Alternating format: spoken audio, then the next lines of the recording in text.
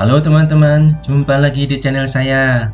Pada video kali ini, saya akan berbagi tutorial tips menggunakan beberapa fitur yang disediakan oleh aplikasi kalkulator bawaan dari Windows 11 yang mungkin saja kita perlukan dalam menyelesaikan pekerjaan sehari-hari. Oke, langsung saja kita mulai. Let's go. Oke, langsung saja untuk memulainya. Teman-teman klik di tombol Start. Kemudian teman-teman cari kalkulator. Jika tidak muncul di sini, teman-teman bisa klik di All Apps. Kita klik, dan di sini ada aplikasi kalkulator. Namun jika tidak juga muncul di sini, teman-teman bisa melakukan pencarian melalui search. Di bagian sini teman-teman ketik CA, dan akan muncul aplikasi kalkulator. Oke, langsung saja kita buka aplikasinya.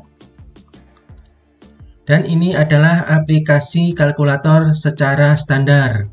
Jika teman-teman ingin yang lebih standar lagi, teman-teman bisa klik di bagian sini dan tampilannya akan lebih simpel dan hanya diperuntukkan untuk menghitung angka. Oke, kita klik kembali. Selanjutnya di bagian sini, jika teman-teman klik di bagian Open Navigation, di sini banyak sekali fungsi-fungsi dari kalkulator yang bisa kita gunakan untuk keperluan kita sehari-hari. Di sini ada fungsi Science yang bisa teman-teman gunakan untuk keperluan menghitung rumus-rumus yang berhubungan dengan sains. Ini seperti pelajaran waktu SMK dulu. Misalkan teman-teman klik di bagian trigonometri, di sini ada fungsi untuk penghitungan sin, cos, tangen. Dan juga di bagian function, di sini ada rumus-rumus atau fungsi-fungsi yang bisa kita gunakan. Misalkan kita mau menghitung berapakah sin dari 30. Kita masukkan angkanya, dan kemudian teman-teman klik di bagian trigonometri, dan kita klik sin. Jadi hasilnya sin 30 adalah 0,5 atau setengah. Selanjutnya fungsi graphing. Di bagian sini teman-teman bisa menggunakan kalkulator untuk memvisualisasikan grafik yang kita buat. Teman-teman tinggal klik di bagian Graph Option, dan kemudian teman-teman tinggal memasukkan koordinat grafiknya. Dan di sini teman-teman bisa memilih unitnya, ada radians ataupun degree. Jika teman-teman ingin mengulangi membuat grafiknya, teman-teman tinggal klik Reset View. Kemudian di bagian sini, di sini juga ada ekspresi yang bisa kita masukkan, sehingga dari ekspresi tersebut akan terbuat grafik sesuai dengan input yang kita masukkan. Selanjutnya fungsi programmer. Ini sangat cocok sekali digunakan oleh teman-teman yang berprofesi sebagai programmer.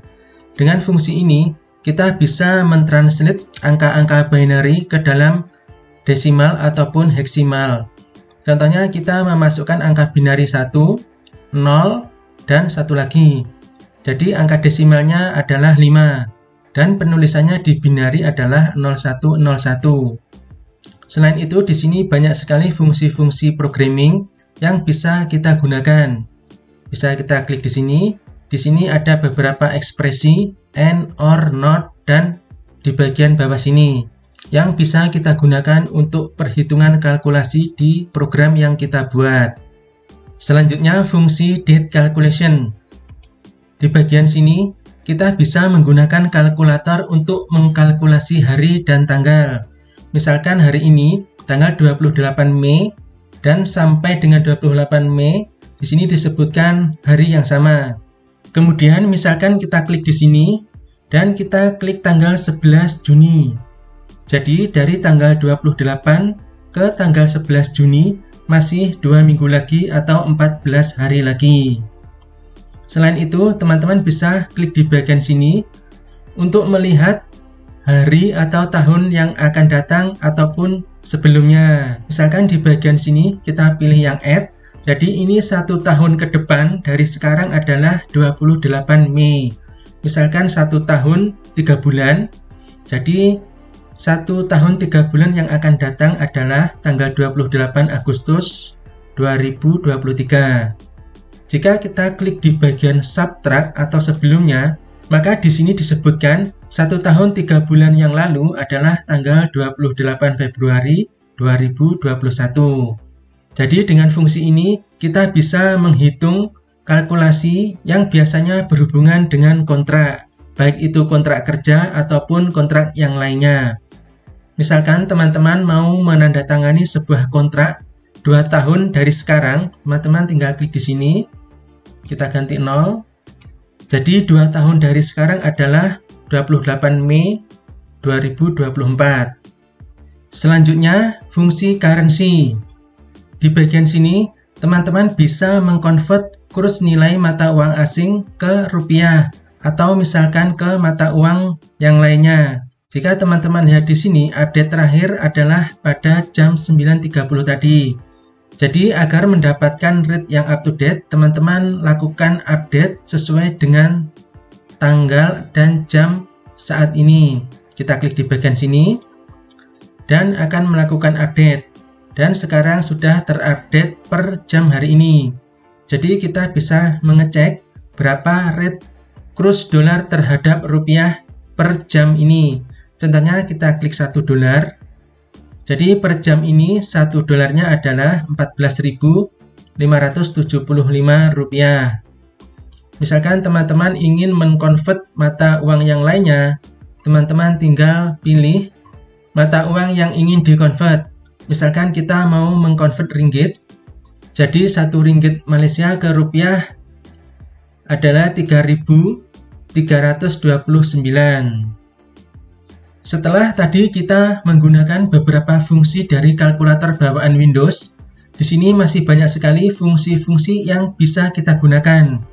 Dan teman-teman bisa mengeksplornya atau menggunakannya sesuai dengan kebutuhan kita di dunia kerja atau kebutuhan kita sehari-hari. Jadi dengan kalkulator ini, teman-teman tidak perlu menggunakan aplikasi konverter yang lainnya. Dan di sini sudah sangat lengkap sekali. Kemudian di bagian bawah sini ada menu untuk setting. Jika teman-teman menyukai tema yang hitam atau dark, teman-teman bisa klik di bagian sini. Dan kalkulator kita akan berubah menjadi warna hitam. Akhir kata, sekian saja tutorial singkat dari saya. Mudah-mudahan bermanfaat. Jangan lupa untuk klik like dan subscribe dan juga menyalakan tombol loncengnya agar teman-teman tidak ketinggalan video-video terbaru dari saya. Terima kasih dan sampai jumpa di video berikutnya.